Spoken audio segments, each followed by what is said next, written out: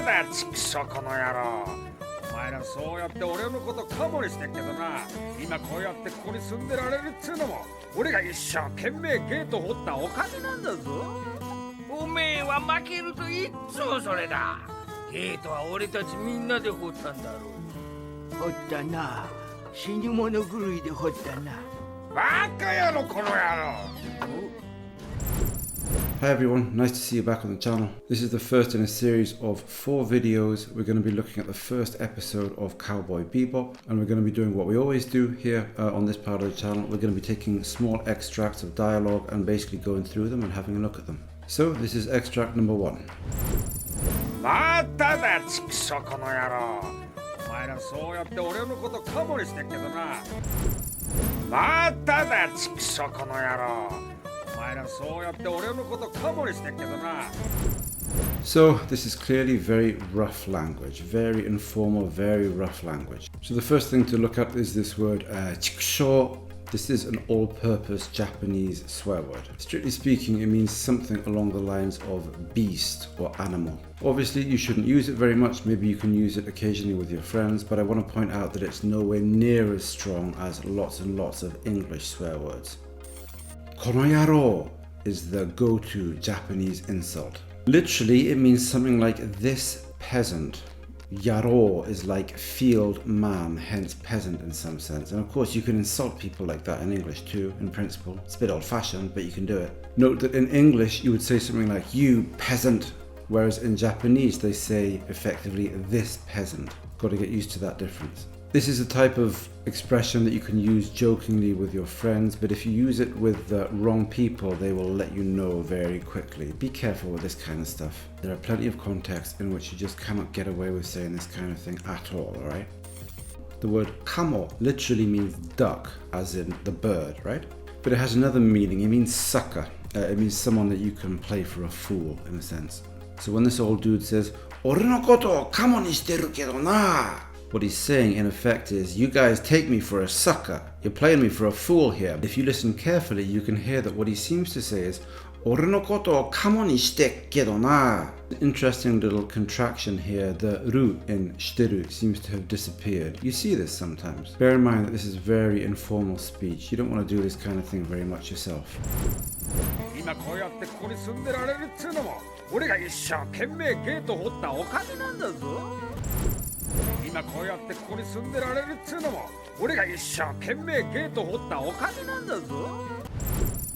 This is one long sentence that contains what is actually quite an important structure. What you have is basically 何々っていうのは何々のおかげだ, which means it's thanks to such and such that such and such is the case. Strictly speaking, they've used a mo here, not a wa, so you get x, mo, y, da. That's actually all that's going on here, but the component parts are relatively complex, and that's what makes the sentence as a whole look relatively complex.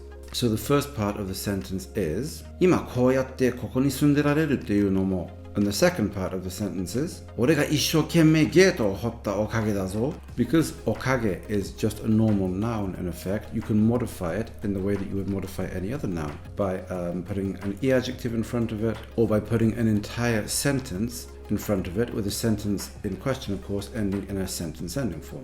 What I mean is that the subject of the verb sumu, to live, sunderareru is what he actually says, but the subject of the verb sumu isn't specified. So does he mean us?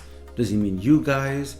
It's not actually made explicit, but it doesn't really make any difference. What's important is that the subject includes the guys he's talking to, the guys he's playing cards with. So he's saying that they should be grateful to him. The fact that they can even live there is down to the fact that he dug, so to speak, the gate. The gate in question, for those of you who don't know Cowboy Bebop, is a sort of interplanetary warp gate. So unless I'm missing something, they didn't actually dig anything, but he's talking about it as if it were a big hole in the ground. That's why he's saying that he dug it, right? おめえは負けるといっつもそれだ。ゲートは俺たちみんなで掘ったんだろう。おめえは負けるといっつもそれだ。ゲートは俺たちみんなで掘ったんだろう。Here we have 2 sentences. The first one basically means it's always that when you lose, i.e. you always say that when you lose. So the to here is one of the 4 main if structures in Japanese. When you encounter something like this, it's always interesting to ask yourself what effect it would have if you were to substitute that structure with one of the other if structures. Would any of the other if structures work here? If not, why not? What's the difference that you create when you substitute one for another? I'm not going to try and answer that question here, it's just your homework if you like. Have a think about it. A couple of quick observations about the second sentence. The gate here is marked as being the topic of the sentence, right? It's marked with wa, but conceptually we can see that it's also the object in the sense that if we were to take out the wa, we'd say watashi ga geto o horu, right? We'd mark it with o because it would be the direct object. But here it's being topicalized. This sort of topicalization of the object is something that's very important and very prevalent in Japanese, and you really need to get the hang of it. So this is a good example of how it works. Secondly, at the end of the sentence you can see that there's an ndaro, right? Now that is very insistent. When people use that, they're looking for agreement from the person they're talking to. They're looking for some sort of concession. You can hear here the falling intonation pattern. There are 2 obvious intonation patterns you can use here, and they convey slightly different meanings. So you can say, Geito wa oretachi minna de hottan daro. Or you can say, Geito wa oretachi minna de hottan daro. The first one has a rising intonation, the second one has a falling intonation, right? And it's the second one that's actually used here. I don't want to get tied up now and trying to explain the difference. Just be aware that there is a difference and that they have different nuances. The core meaning is the same, but they convey different impressions as to what the speaker wants from you. So these 2 sentences taken together mean something like the following. You always say that when you lose. You know we all dug the gate together. 掘ったな。死に物狂いで掘ったな。バカ野郎この野郎。掘ったな。死に物狂いで掘ったな。バカ野郎この野郎。Finally, we have here a continuation of the discussion about the gate. The third guy, who looks a bit out of it, is responding to the claim of the second guy that they all dug the gate together. And he says, Hotta na, shinimono gurui de hotta na.